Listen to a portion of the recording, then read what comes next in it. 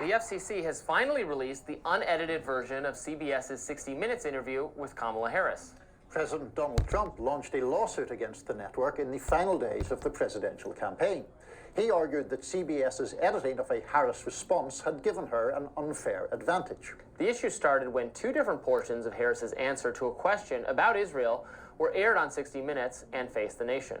Face the Nation aired a longer answer, which Trump criticized, than 60 Minutes did. So we'll let you see for yourself. First, here's the edited version. But it seems that Prime Minister Netanyahu is not listening. We're not going to stop pursuing what is necessary for the United States to be clear about where we stand on the need for this war to end. And here's the unedited version.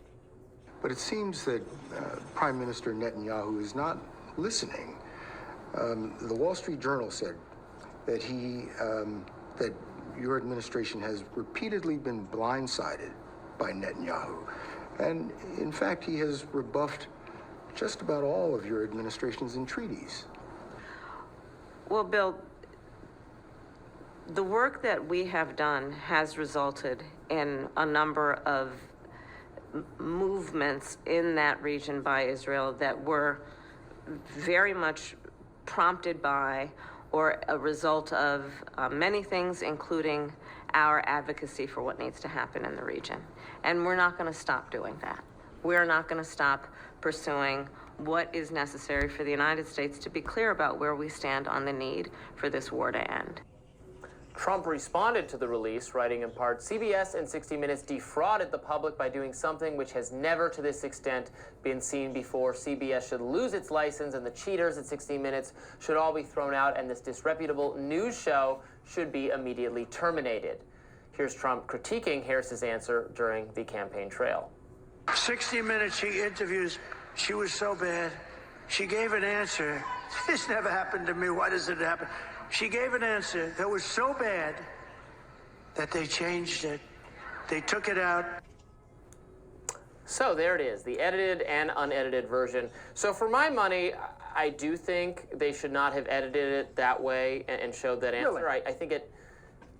I don't think either answer is particularly good. It's a lot of word salad, not saying anything substantive, not addressing the question in a satisfying way at all. I do think she looked a little bit more decisive in the edited version, and that ends up, if you watch the whole thing, she looks like she's having a harder time trying to come up with a response to the question. So do I think the editing was good? No. Do I think it's something you can sue over? They can make that choice. I think it's fair to needle them and say, yeah, I think you, I wouldn't say wholly misrepresented. I think you made it look a little bit more favorable to her than it was before, the awkward pauses, etc.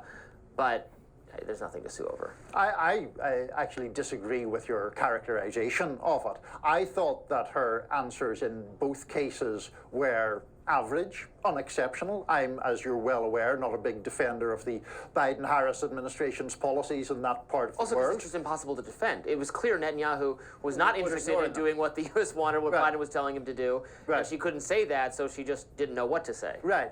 But to the point about editing, I think the editing did not change or alter the characterization of her point. It took away pauses, yes, but in any network TV program in particular, you're under very serious pressure for time. Everyone understands that it is not going to be run in its entirety, that it is an edited version which condenses answers, and you need to do that in a way that doesn't misrepresent what the person said. I think CBS obviously did that. I don't think they've anything to apologize for. I also think, related to this, that Trump was making the kind of ludicrously exaggerated claims he was making to simply create the impression of unfairness, working the refs, as they would say in football, that it is an attempt to just paint the media as biased against him with no real substance, but he knows that his supporters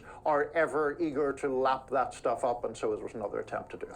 Yeah, I don't agree with Trump's characterization, but even so, when you cut, you have to condense an interview, I get it, but when you cut out, instead of just cutting on one side or the other, but cut from the middle, I mean, they shortened the question, too, to Harris. So, you know, she could have complained if she didn't like how she sounded that well, that's not the full question that he asked. When you're cutting in between, he says something and then he said something else and you took that part out and then you show her answer and you cut out what she said at first, you start to run into risks. And I think it can be dangerous to do that. Do I think this is the most egregious case of it ever?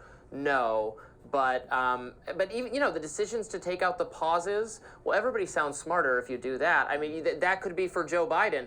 They stopped taking the pauses out when they really wanted to show him the door at the end of when the media turned on him. But you could edit his responses where you took out the pauses and he would sound more coherent. And I would say that, well, that's not representing him accurately. Again, I'm not saying this is the worst thing ever done, or I think it merits I wouldn't have done it that way kind of reaction, not this shows, the pernicious bias of CBS. Because as you point out, she didn't come out looking good anyway. If they're trying to make her sound good, maybe that was an impossible task, but they could have edited it more aggressively. Yeah, I just find the implication that CBS has been mendacious or biased kind of ludicrous in this instance. I think the taking pauses out is done in lots of interviews and would just be seen in normal journalistic times as cleaning up an answer, and that is done frequently for time reasons and for succinctness reasons and to try to get the point made as fast as possible. I do not see it as some effort